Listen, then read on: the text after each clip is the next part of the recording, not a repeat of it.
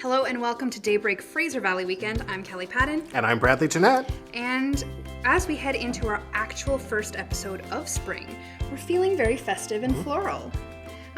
Also very excited to introduce our guest this week, Seth DeVrij of Flower House. And we'll get into some great garden discussions, which Sure will. I love. Yeah. We also have Natalie Bedard returning with a new episode of Total Wellness, sponsored by Rivercrest Contracting Limited.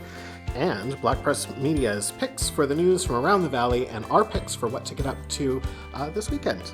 And as you can probably imagine, we'll be getting a little bit into the gardening discussion. Into the garden, nurture yourself between DeVrij and Bedard. We're covered. 'Tis the season. Yeah. It's all coming up now.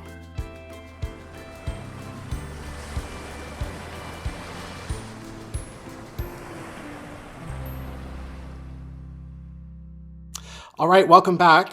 Kelly, what did you get up to this week and weekend? Well, I went and I saw Les Mis. You did? At the Equiiti, and it was amazing. Yeah, highly recommend. It's my favorite. How many times have you seen Les Mis? 3 or 4. Okay.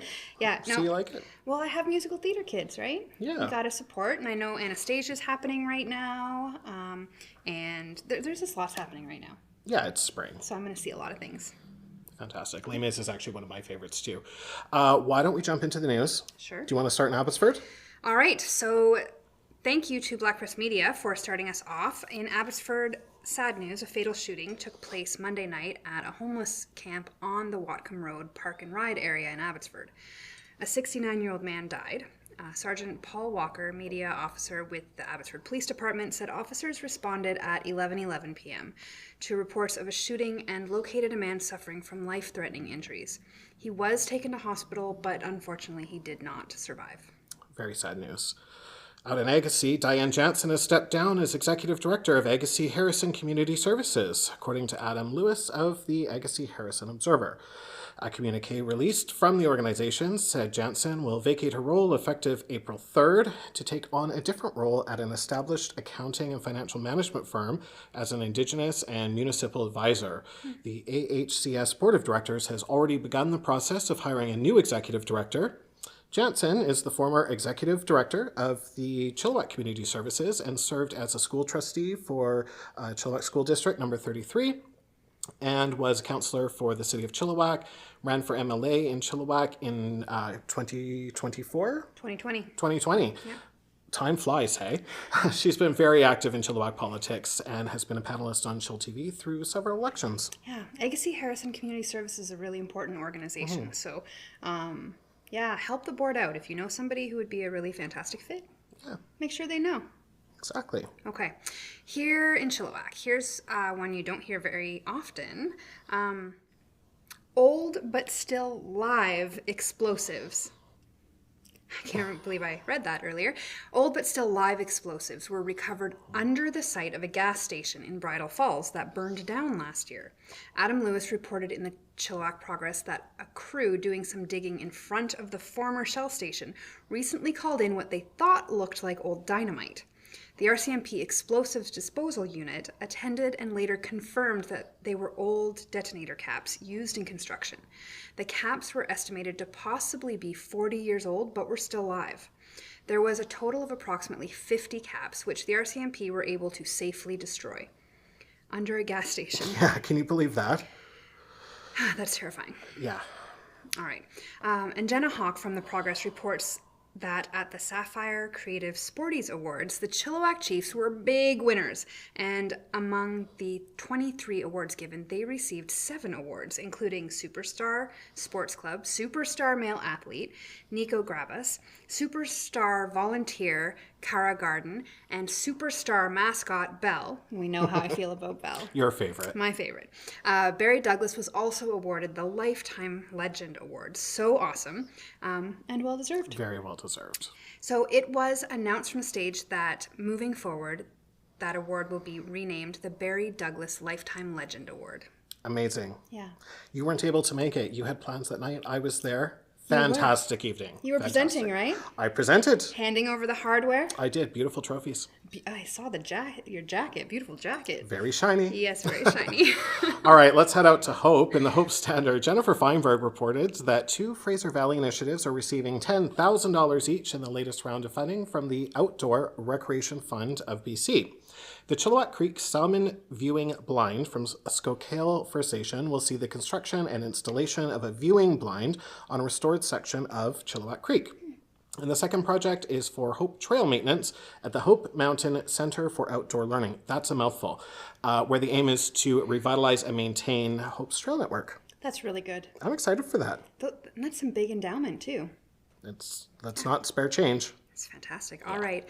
Langley. In Langley, Tom Zideruk reported in the Langley Advance Times that British Columbia's Transportation and Transit Minister, Mike Farnworth, discussed lobbying the federal government for an airport to be built in South Surrey's Campbell Heights on the Langley-Surrey border. Scott Wheatley, Executive Director of the Cloverdale District Chamber of Commerce, raised the subject during a question and answer with the minister on March 18th at the Sheraton Vancouver Guildford Hotel, where Farnworth was a guest speaker focusing on transportation and networks, infrastructure for Surrey, White Rock, and the surrounding region. Wheatley told Farnworth that chamber members are asking for a regional airport. Okay. All right. I think that's it for the news this week. I think so. All right, in the Valley at least. Thank you to Black Press for your picks. And after the break, we have an interview with the Flower House.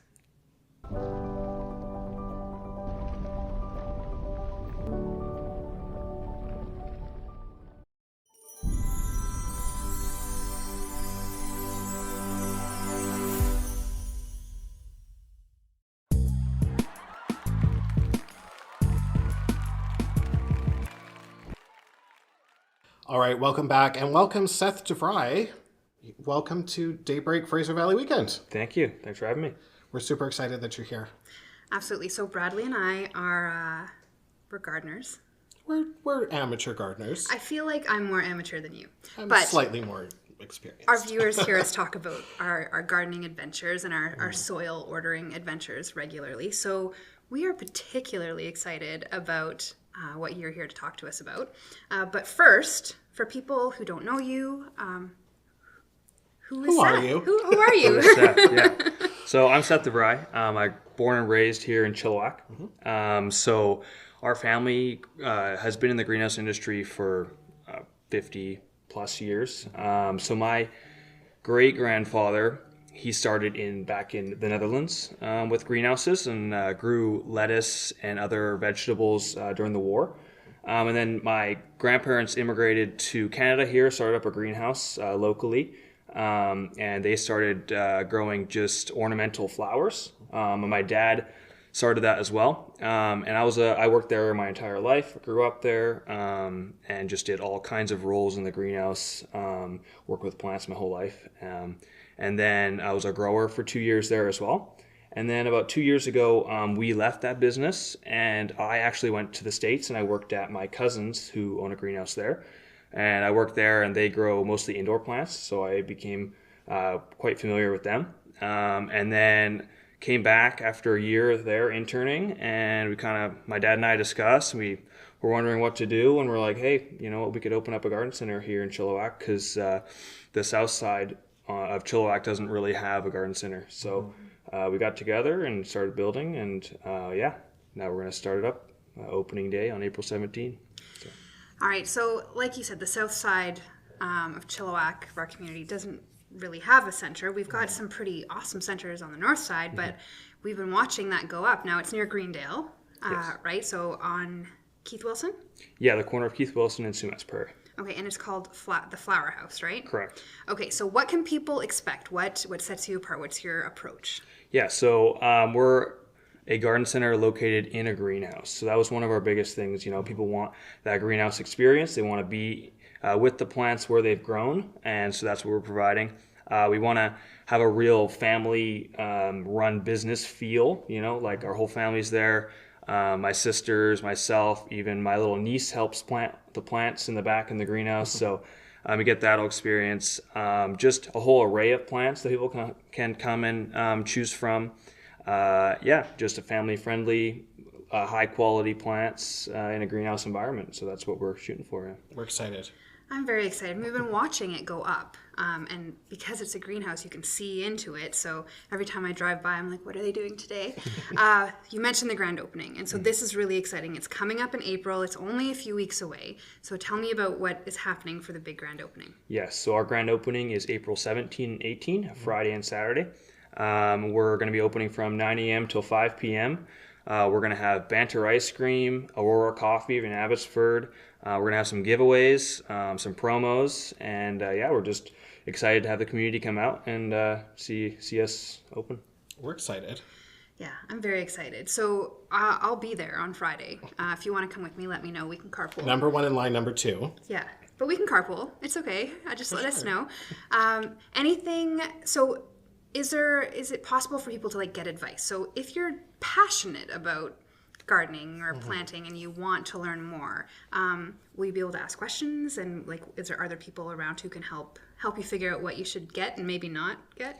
Yeah, for sure. Yeah, so one other thing that we really want to help people with is knowledge, right? Because a lot of people come in, they're unsure, they don't really know what to do with the garden or the plant once they have it. And so there's going to be some knowledgeable staff there that we've hired, and as well as my dad and myself, who have worked in the greenhouse for a while. We have some other employees who've worked in other garden centers for a long time.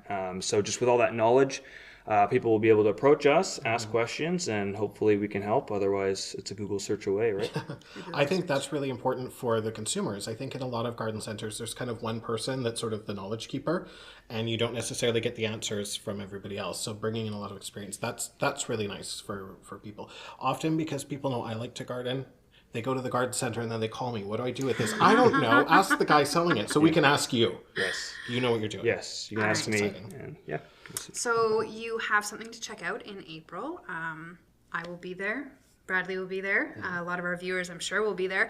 And then it'll fall right into Mother's Day, right? So good timing. Do some Mother's Day shopping too. Yes. All right. So anything people need to know about accessing or following the Flower House? You're on Instagram, right? Yes, we're on Instagram, the Flower House Garden Center. Follow us on Instagram, Facebook, LinkedIn. It's on the corner of Keith Wilson and Sumas Prairie. It might be a little bit misleading because the address is on Keith Wilson, but just follow the signs. There'll be clear signage to show where the entrance is. I'd like to put a little disclaimer out there. It's our first year. Give us a little bit of grace as we figure out iron out all the wrinkles. But we're excited to be open and excited to help people out in the valley here with some wonderful plants. Well, we're excited to have you, and especially on the south side. Both of us are on the south side of Chilliwack, and it's nice to see a new business going up, and one that we're both really excited about. Absolutely. Yeah. Absolutely. Awesome. All right, Seth. Thank you for being on the show. Thank you. It's wonderful that you were able to stop by. Next up, we have Total Wellness with Natalie Bedard, sponsored by Rivercrest Contracting Limited.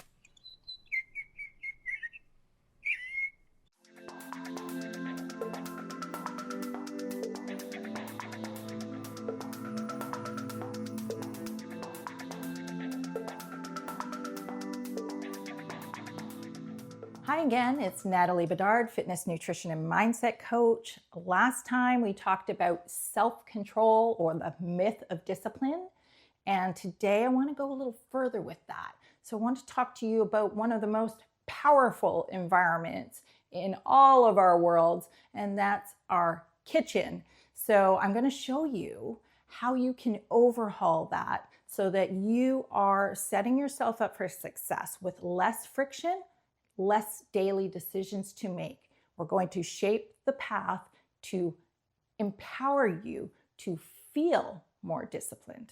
First, identify the things that are trigger foods for you. What are you leaving out on the counter that you have to pass by 15 times a day? What's the first thing you see in your cupboard? What's the first thing you see in your fridge?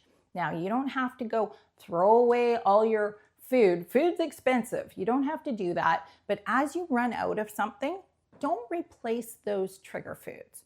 We're going to slowly replace and add things that are more in alignment with with your goals. As you begin to replace things, think about what you want to see. So instead of cookies being the first thing that you see, replace that maybe with a bowl of fruit, or maybe homemade protein balls that you made, or healthier swaps, right? You don't have to give up all fun foods. You always hear me say all foods can fit in a healthy nutrition plan. And when it comes to friction, cooking is a big one for a lot of us. So to make that easier, have things pre-made or pre-prepped. So this requires having a plan. Think about what you want to eat during the week. Pick your protein sources. I would say pick 3 protein sources. Then pick your produce, your fruits and your vegetables. Have that on your grocery list. And then all of your staples, all the things you want. Have a list, go shopping, don't go hungry. When we go hungry, again, we're setting ourselves up to need discipline. So one way you can take care of that is make sure you eat before you shop. Once you've done your shopping, a great idea is to batch cook. If you're going to be cooking chicken anyways, cook enough chicken that will last you the week. So you can store it in the fridge. If it's something that you're thinking, by the end of the week, it's not going to be the freshest, freeze it, but it's already cooked. So you're really setting yourself for ease of assembling meals. That is one way to take away friction, to make meals easy to put together so that all the ingredients and all the elements are there and the temptations are not. Now this one, you may never have heard of this, and this is a game changer for a lot of people, but have a mindful eating zone. Find a place that is designated for you to eat. So when meal times arrive, you sit with your plate in that mindful zone. This actually helps you feel satiated. It helps your brain recognize, oh, I'm sitting and eating now, and everything works as it should. When we're eating on the run, we're mindlessly eating. Sometimes things don't register. So we have been snacking and we don't really register that we're full, and this leads to overeating. So have the mindful zone, decide where that's going to be for you. You don't lack discipline any more than any other person. You lack structure. So setting yourself up for success, starting with your kitchen, will make your life that much easier. You're taking away the friction points, and then you will realize you have just as much self-control and discipline as that person that you thought had far more than you.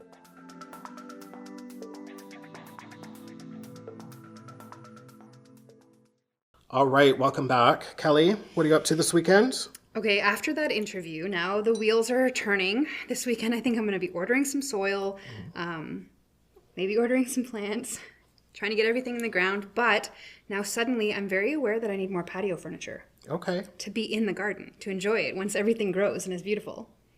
It's going to be an expensive weekend. So it's a whole backyard zhuzh up. Yeah. Not just plants. Just the planning. Just the planning. Just the planning. Are you going to order as much soil as I did? 10 yards? Yes. No, I learned from your mistake. Yeah, don't do that. That's the best part about your friends making mistakes. Exactly. And I start all of my seasonal stuff really early so that when I do something kind of ridiculous, then my friends don't have to follow suit. So there you go. You're welcome. Enjoying that. Order 5. All right. 5? It's only 5. Let's get to what's happening around the Fraser Valley, and I'll start in Abbotsford. Perfect. All right. In Abbotsford, for all you indie film buffs, it's the 7th edition of the Abbotsford Film Festival. So this has already started yesterday, and it continues today and tomorrow. I think they'll be announcing the winner of their 48-hour film festival. This is happening at the Reach Gallery and Museum on Veterans Way, and tickets are available online. Also, don't get too excited. It's Baby Animal Easter Day at Maan Farms. It happens today, throughout the weekend, so something cute for the kids in the run-up for Easter. Lot to do. We can't list it all here, but there'll be hands-on baby animal experience. Yes, there's cows. Highland cows. Highland cows. The Tulip Forest Meet the Easter Bunny egg collection activities, and 11 barnyard attractions, including jumping pillow, zipline, pedal, go-karts, and lots more. Again, this starts today, continues until Sunday. It's also happening Easter weekend and the weekend after Easter, so you have a bit of flexibility. Yes, we'll go see the cows. I have a membership. I can go on all of those days. You could go to all of them. So next week, you can look at my pictures. That's what you can do. All of the pictures of me with, they said 11? barnyard animals. Yeah, and the Highland cows. And they're just so tiny. I won't be doing big the horns and pillow everything. thing. No, just the cows. We don't need an adjustment. All right. So in Chilliwack, it's the 2026 BC Masters Combined Championship starting tomorrow and going until April 1st at the Chilliwack Curling Club. So you really will want to check that out. Curling is really fun to watch. Many of you may have gotten hooked during the Olympics. One of my favorite things to see at the Winter Olympics was that curling was always on. I don't know how that works. And it's becoming even more popular, I'm finding. Like, Yeah. a lot of my friends curl now. Well, and you know what? A lot of people got into it because there was a little bit of drama. There you go. Yeah. The championship is a round-robin format for the following categories represented by 8 zone qualifiers located throughout the Lower Mainland and the interior of BC. There we go. Yeah. Out in Langley, tomorrow from 5 to 8, I'm liking Hops and Harmonies at the Locality Brewing. There'll be live music, several talented local artists set against the backdrop of a beautiful lagoon sunset. Sip on farm-crafted beers, enjoy a variety of non-alcoholic options, and unwind in a relaxed, welcoming atmosphere. I'm not a beer drinker, but I like going to breweries and like having like the non-alcohol stuff. We have so many amazing breweries. We do. But I'm going to be honest, when you said Hops and Harmony, I was still in the bunnies. So it was a surprise for me when it was beer. So, yeah, we're talking about hops that grow, not hops that hop. Did we mention the Highland cows? Okay. Admission. It's Culture Cafe 2026. Tomorrow, Saturday, from 11:30 till 3:30 at Copper Hall on North Railway Avenue. A celebration of arts, culture, and belonging specific to Mission. It's going to be an afternoon of good food and meaningful conversation as a brainstorm ensues around the Culture Expo being planned for September at Culture Days. Very exciting. You know, I often see on Facebook people talk about like, oh, there's nothing to do in the Fraser Valley. Lies. There's lots of good things. All right. I think the weather's supposed to be as ugly as it has been all week. So we'll get on to the weekend. Thanks to Seth DeVrij of the Flower House and our great garden discussions. And we're all going to go out, get our hands a little dirty, plant a few things. It's good for the brain. Changes chemicals. Absolutely. Yeah, put your hands in soil, touch some grass. It was very encouraging for me. Yeah. All right. So you've got lots to do. Big thank you to Natalie Bedard of Total Wellness, sponsored by Rivercrest Contracting Limited, keeping us all centered. Now, if you have something that we should share on the show, we'd love to hear from you. Contact us through Messenger on chillTV's Facebook page. Thank you for watching and have a fabulous Fraser Valley weekend.